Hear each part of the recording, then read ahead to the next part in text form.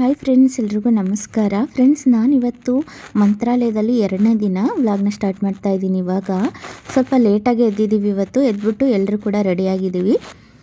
ಇವಾಗ ಹೋಗಿ ರಾಯರ ದರ್ಶನ ಮಾಡೋಣ ಅಂತ ಮೊದಲು ತಿಂಡಿ ತಿನ್ನೋಣ ಅಂತ ಹೋಗ್ತಿದ್ದೀವಿ. ನಿನ್ನೆ ಹೋಗಿದ್ದು ಹೋಟೆಲ್ಲು ಚೆನ್ನಾಗಿರಲಿಲ್ಲ. ಅದಕ್ಕೆ ನಾವು ಫಸ್ಟ್ ಟೈಮ್ ಬಂದಾಗ ಹೋಗಿದ್ವಿ ರಾಯರ ದರ್ಶಿನಿ ಅಂತ ಹೋಟೆಲ್ಲು. ಅಲ್ಲಿ ಚೆನ್ನಾಗಿರುತ್ತೆ. ನಮ್ಮ ರೂಮ್ ಎದುರುಗಡೆನೇ ಇದೆ, ಸ್ವಲ್ಪ ನಡ್ಕೊಂಡು ಹೋದರೆ ಅಲ್ಲಿ ತಿಂಡಿ ತಿಂದ್ಬಿಟ್ಟು ರಾಯರ ದರ್ಶನ ಮಾಡೋದಕ್ಕಂತ ಬಂದ್ವಿ. ನಿನ್ನೆ ಬೆಳಗ್ಗೆನೂ ದರ್ಶನ ಮಾಡಿದ್ವಿ ಮತ್ತು ನಿನ್ನೆ ಸಂಜೆ ಕೂಡ ದರ್ಶನ ಮಾಡಿದ್ವಿ. ಇವತ್ತೊಂದು ಸಲ ದರ್ಶನ ಮಾಡ್ಕೊಂಬರೋಣ ಅಂತ ಹೋಗ್ತಿದ್ದೀವಿ. ಮೊದಲು ಹೋಗಿ ಮತ್ತೆ ಮಚ್ಚಲಮ್ಮ ಅವರ ದರ್ಶನ ಮುಗಿಸ್ಕೊಂಡು ಅಲ್ಲಿಂದ ಇವತ್ತು ತುಂಬ ರಶ್ ಇತ್ತು ಫ್ರೆಂಡ್ಸ್. ನಿನ್ನೆ ಸ್ವಲ್ಪ ಪರವಾಗಿಲ್ಲ, ಇವತ್ತು ರಶ್ ಇತ್ತು. ಕ್ಯೂವಲ್ಲಿ ನಿಂತ್ಕೊಂಡು ಹೋಗ್ತಾಯಿದ್ದೀವಿ. ನೋಡಿ, ರಶ್ ಇದೆ. ಇನ್ನು ಹೊರಗಡೆಯಿಂದನೂ ತುಂಬ ಜನ ಇದ್ದಾರೆ. ಹಾಗೆ ಫ್ರೆಂಡ್ಸ್, ಹೊಸಬ್ರು ಯಾರಾದರೂ ಇನ್ನೂ ನನ್ನ ಚಾನಲ್ಗೆ ಸಬ್ಸ್ಕ್ರೈಬ್ ಆಗಿಲ್ಲ ಅಂದರೆ ಪ್ಲೀಸ್ ಸಬ್ಸ್ಕ್ರೈಬ್ ಮಾಡ್ಕೊಳ್ಳಿ. ಹಾಗೆ ಇಷ್ಟ ಆದರೆ ಲೈಕ್ ಮಾಡಿ, ಶೇರ್ ಮಾಡಿ, ನನ್ನ ಚಾನಲ್ಗೆ ಸಪೋರ್ಟ್ ಮಾಡಿ. ಫ್ರೆಂಡ್ಸ್, ಇದು ಮಂತ್ರಾಲಯದ ಪಾರ್ಟ್ 3 ವ್ಲಾಗ್ ಆಗಿರುತ್ತೆ. ಆಲ್ರೆಡಿ 2 ವ್ಲಾಗ್ನ ಅಪ್ಲೋಡ್ ಮಾಡಿದ್ದೀನಿ. ಯಾರಿಗಾದರೂ ಇಂಟ್ರೆಸ್ಟ್ ಇದ್ದರೆ ಹೋಗಿ ನೋಡಿ.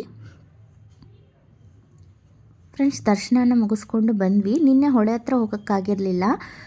ನಿನ್ನೆ ಬಿಚ್ಚಾಲೆ ಪಂಚಮುಖಿ ಆಂಜನೇಯ ದೇವಸ್ಥಾನಕ್ಕೆಲ್ಲ ಹೋಗಿ ಬಂದ್ವಲ್ಲ, ಹಾಗಾಗಿ ಮತ್ತೆ ರಾಯರು ರಥೋತ್ಸವ ನೋಡೋದಕ್ಕಂತ ಬಂದ್ವಿ. ಟೈಮ್ ಆಗಲಿಲ್ಲ, ಅದಕ್ಕೋಸ್ಕರ ಇವತ್ತು ಹೊಳೆ ಹತ್ರ ಹೋಗೋಣ ಅಂತ ಹೋಗ್ತಾ ಇದ್ದೀವಿ.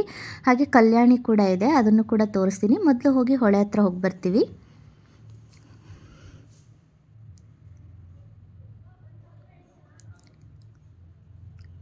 ಎಲ್ಲರೂ ಕೂಡ ಮುಂದೆ ಹೋಗಿದ್ದಾರೆ, ನಾನು ಇವಾಗ ಹೋಗ್ತಾ ಇದ್ದೀವಿ.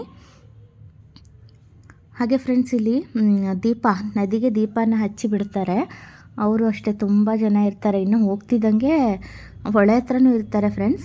ಇಲ್ಲೂ ಎಂಟ್ರೆನ್ಸಿಂದ ಕೂಡ ಇರ್ತಾರೆ. ನಾವು ಹೊಳೆ ಹತ್ರ ಬಂದೇ ಇರಲಿಲ್ಲ.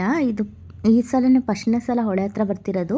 ನಾನು ಎರಡು ಸಲ ಬಂದ್ರೂ ಕೂಡ ಹೊಳೆ ಹತ್ರ ಬಂದಿರಲಿಲ್ಲ. ಅಲ್ಲಿ ಹಾಗೆ ಬಂದ್ಬಿಟ್ಟು ಅಲ್ಲೇ ದರ್ಶನ ಮಾಡ್ಕೊಂಡು ಅಲ್ಲೇ ಹೋಗ್ತಿದ್ವಿ.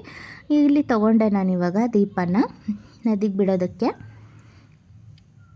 ಹಾಗೆ ಫ್ರೆಂಡ್ಸ್, ಇದು ಅಚ್ಚೆ ಬರುತ್ತಲ್ಲ, ಆವಾಗಿನ ಕಾಲದಲ್ಲಿ ಮೆಹಂದಿ ಥರ, ಅಂದರೆ ಸ್ವಲ್ಪ ಹೊತ್ತು ಅಷ್ಟೇ ಇರುತ್ತೆ ಅದು, ಆಮೇಲೆ ಹೋಗ್ಬಿಡುತ್ತೆ. ಹಾಗೆ ಇಲ್ಲಿ ಗಿಣಿಶಾಸ್ತ್ರ ಹೇಳೋರಿರ್ತಾರೆ ಫ್ರೆಂಡ್ಸ್. ದಯವಿಟ್ಟು ಅವ್ರನ್ನ ಕೇಳೋಕ್ಕೆ ಹೋಗಬೇಡಿ. ಇಲ್ಲಿದ್ದು ಏನೇನೋ ಹೇಳಿ ತಲೆ ತಿಂದು 2,000 3,000 ಈ ರೀತಿಯೆಲ್ಲ ಆಗಿ ದುಡ್ಡನ್ನು ಇದು ಮಾಡ್ತಾರೆ ಅವರು. ಮೊದಲು ಏನಿಲ್ಲ, ಫೋಟೋ ತೆಗೆಸ್ಕೊಳ್ಳಿ, 20 ರೂಪಾಯಿ 30 ರೂಪಾಯಿ ಅಂತ ಹೇಳಿ ಕರೀತಾರೆ. ಆಮೇಲೆ ಕೇಳಿ ಕೇಳಿ ಕೇಳಿ ಅಂತ ತುಂಬ ಫೋರ್ಸ್ ಮಾಡ್ತಾರೆ. ಸುಮ್ಮನೆ ಏನೇನಾದರೂ ಹೇಳಿ ತಲೆಗೆ ಹುಳ ಬಿಟ್ಬಿಡ್ತಾರೆ. ಅದಾದಮೇಲೆ ಹೊಳೆ ಹತ್ರ ಹೋದ್ವಿ ಫ್ರೆಂಡ್ಸ್. ಸ್ನಾನ ಮಾಡಿಬಿಟ್ಟು ಅಲ್ಲಲ್ಲೇ ಬಟ್ಟೆನ ಬಿಸಾಕ್ಬಿಟ್ಟಿದ್ದಾರೆ. ನೋಡಿ, ಎಷ್ಟು ನೀರನ್ನು ಎಷ್ಟು ಗಲೀಜು ಮಾಡಿದ್ದಾರೆ ಅಂದರೆ, ಯಪ್ಪಾ ದೇವರಪ್ಪ. ತುಂಬ ಜನ ಅಲ್ಲೇ ಸ್ನಾನ ಕೂಡ ಮಾಡ್ತಾಯಿದ್ರು. ಮಂತ್ರಾಲಯ ತುಂಗಭದ್ರಾ ನದಿ ತೀರದಲ್ಲಿದ್ದೀವಿ. ನೋಡಿ ಯಾವ ಥರ ಕಾಣಿಸ್ತಿದೆ ನಿಮಗೆ. ಈ ಥರ ಇದು ಬೋಟಿಂಗ್ ಅಂತೆ. 40 ರೂಪಾಯಿ ಒಬ್ಬರಿಗೆ ಹೋಗ್ಬೋದು. ಇಲ್ಲೇ ಒಂದು ರೌಂಡ್ ಹೊಡ್ಸ್ಕೊಂಡು ಬರ್ತಾರೆ. ನೋಡಿ, ಶಿಲ್ಪ ಅವರು ಯಾವ ಥರ ದೀಪ ಹಚ್ತಿದ್ದಾರೆ. ಇಲ್ಲಿ ಪದ್ಮಕ ಅವರು ಹಚ್ತಿದ್ದಾರೆ.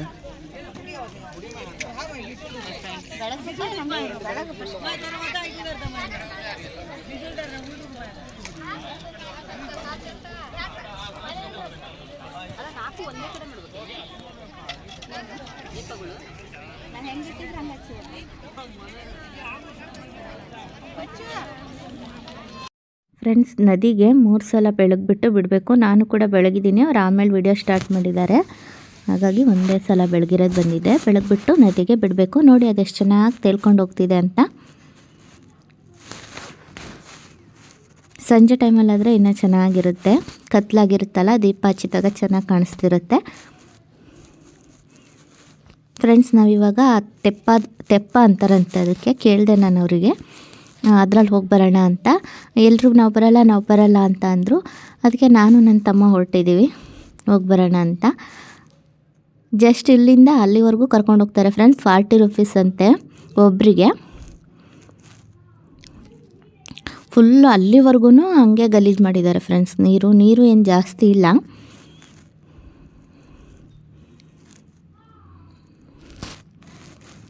ನೋಡಿ, ಎಲ್ಲ ಕಡೆ ಬರೀ ಬಟ್ಟೆಗಳೇ. ಈ ಕಡೆ ಸ್ವಲ್ಪ ಮುಂದೆ ಬಂದರೆ ಸ್ವಲ್ಪ ನೀರು ಕ್ಲೀನ್ ಇದಾವಷ್ಟೇ. ಸೋಮವಾರ ಫೋನ್ ಮಾಡ್ತೇವೆ.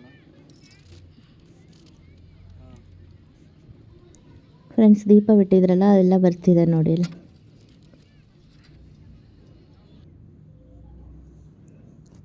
ಲಾಸ್ಟ್ ಟೈಮ್ ಹೋಗೋಣ ಅಂದ್ಕೊಂಡ್ವಿ, ಹೋಗೋಕ್ಕೆ ಟೈಮ್ ಆಗಲಿಲ್ಲ.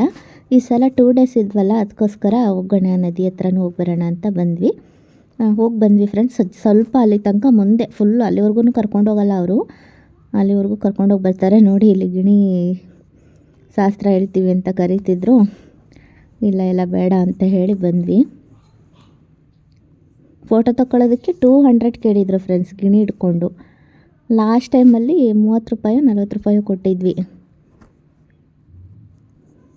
ಹಾಗೆ ಇಲ್ಲಿ ಗಂಗಮ್ಮನ ದೇವಸ್ಥಾನ ಇದೆ, ಇಲ್ಲೂ ಕೂಡ ನಮಸ್ಕಾರ ಮಾಡ್ಕೊಂಡು ಹೋಗೋಣ ಅಂತ ಬಂದ್ವಿ.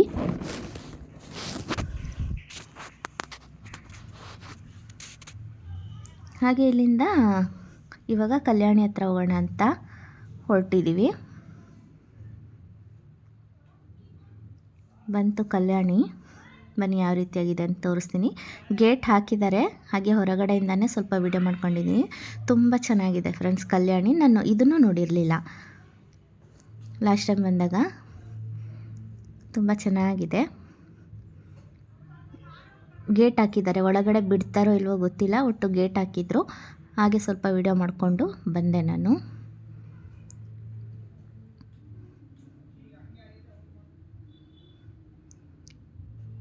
ಇಲ್ಲಿಂದ ಹೊರಟ್ವಿ ನಾವು ಕಲ್ಯಾಣಿ ಕೂಡ ನೋಡಿಕೊಂಡು. ಹಾಗೆ ಮಠದ ಹತ್ರ ಹೋಗ್ಬಿಟ್ಟು ಇನ್ನೊಂದು ಸಲ ಹಾಗೆ ನಮಸ್ಕಾರ ಮಾಡಿಕೊಂಡು ಹೊರಡೋಣ ಅಂತ. ಇವತ್ತು ನೈಟ್ ಇದೆ ಟ್ರೈನು, ಅದಕ್ಕೋಸ್ಕರ ಇವಾಗ ಹೋಗಿ ಏನೇನು ಬೇಕೆಲ್ಲ ಶಾಪಿಂಗ್ ಮಾಡ್ತಿದ್ದಾರೆ ಇವಾಗ. ನಿನ್ನೆ ಸ್ವಲ್ಪ ತೊಗೊಂಡ್ರು, ಇವತ್ತು ನಾನು ಸ್ವಲ್ಪ ಏನೇನು ಬೇಕೆಲ್ಲ ತೊಗೊಂಡೆ.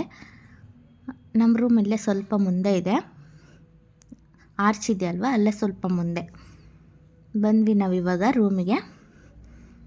ಇವಾಗ ಬಂದ್ಬಿಟ್ಟು ಸ್ವಲ್ಪ ಹೊತ್ತು ರೆಸ್ಟ್ ಮಾಡ್ತೀವಿ. ಎಲ್ಲರೂ ಕೂಡ ಇವಾಗ ಲಗೇಜ್ನ ಪ್ಯಾಕ್ ಮಾಡ್ಕೊಳ್ತಿದ್ದಾರೆ. ಬಂದ್ಬಿಟ್ಟು ಸ್ವಲ್ಪ ಹೊತ್ತು ರೆಸ್ಟ್ ಮಾಡಿದ್ವಿ. ಇವಾಗ ಮತ್ತೆ ಮಂತ್ರಾಲಯ ರೋಡ್ಗೆ ಹೋಗಬೇಕು ಆಟೋದಲ್ಲಿ. ಅಲ್ಲಿಂದ ಮತ್ತೆ ಗುಂತ್ಕಲ್ಗೆ ಹೋಗಬೇಕು, ಮತ್ತೆ ಗುಂತ್ಕಲ್ಲಿಂದ ಹುಬ್ಳಿ ರೀಚ್ ಆಗಬೇಕು ಫ್ರೆಂಡ್ಸ್. 2 ದಿನ ಚೆನ್ನಾಗಿತ್ತು ರಾಯರ ಸನ್ನಿಧಾನದಲ್ಲಿರೋದು. ತುಂಬ ಖುಷಿ ಆಯಿತು. ದರ್ಶನ 3 ಸಲ ಆಯಿತು, ಎಲ್ಲ ಚೆನ್ನಾಗಾಯಿತು ಫ್ರೆಂಡ್ಸ್. ನಮ್ಮ ಟ್ರೈನ್ ಇದ್ದಿದ್ದಿಲ್ಲಿ 8 ಗಂಟೆಗೆ,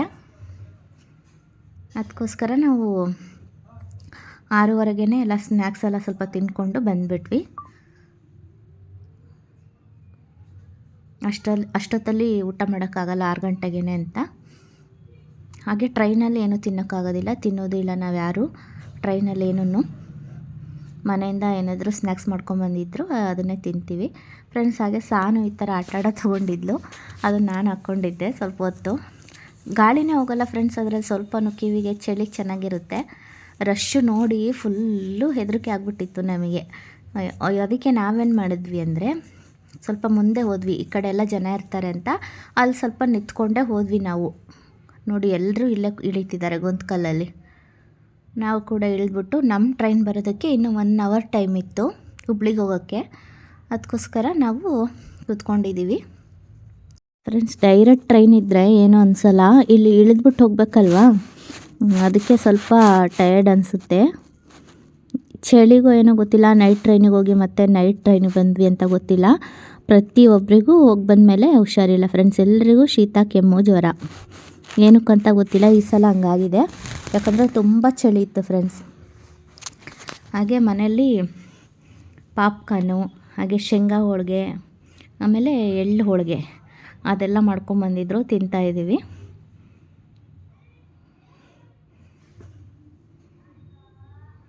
ಎಲ್ಲರೂ ಕೂಡ ಕೂತ್ಕೊಂಡಿದ್ದೀವಿ, ಚೆನ್ನಾಗಿದೆ ಫ್ರೆಂಡ್ಸ್ ಈ ರೀತಿ ಕೂತ್ಕೊಳ್ಳೋದಕ್ಕೆಲ್ಲ.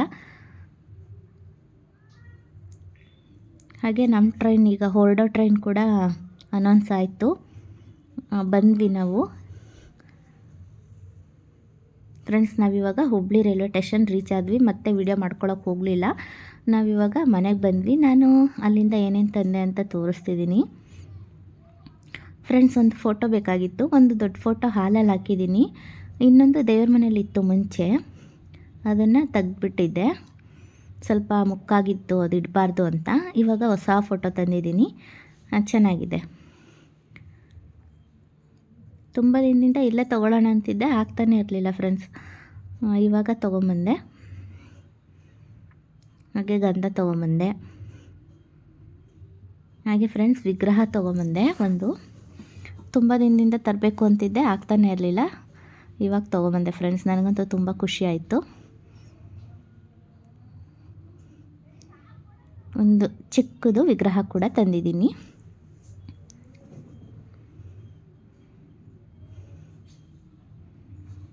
ಫ್ರೆಂಡ್ಸ್ ಇದೇ ಥರದನ್ನು ಹೊರಗಡೆನೂ ಮಾರಕ್ಕಿಟ್ಟಿರ್ತಾರೆ, ಅಷ್ಟು ಲಕ್ಷಣ ಇರೋದಿಲ್ಲ. ಅಲ್ಲಿ ಒಳಗಡೆ ಅಂಗಡಿ ಇದೆಯಲ್ಲ ಮಠದ ಹತ್ರ, ಅಲ್ಲಿ ತೊಗೊಂಡ್ರೆ ಚೆನ್ನಾಗಿರ್ತವೆ ಫ್ರೆಂಡ್ಸ್. ಫೋಟೋ ಎಲ್ಲ ನಾನೆಲ್ಲ ಅಲ್ಲೇ ತೊಗೊಂಬಂದೆ. ಹಾಗೆ ಇಲ್ಲಿ ಬೆಕ್ಕು ಬಂದಿತ್ತು, ಅದು ಹಾಲು ಹಾಕೋವರೆಗೂ ಬಿಡೋದಿಲ್ಲ. ಬೇರೆ ಬೆಕ್ಕು ಫ್ರೆಂಡ್ಸ್ ಅದು. ಬಂದು ಹಾಲು ಕುಡಿಯುತ್ತೆ ಮತ್ತು ಹೋಗ್ಬಿಡುತ್ತೆ, ಹಾಕೋವರೆಗೂ ಇದು ಮಾಡುತ್ತೆ. ಇವತ್ತಿನ ವ್ಲಾಗ್ ಇಷ್ಟೇ ಫ್ರೆಂಡ್ಸ್. ಬಾಯ್.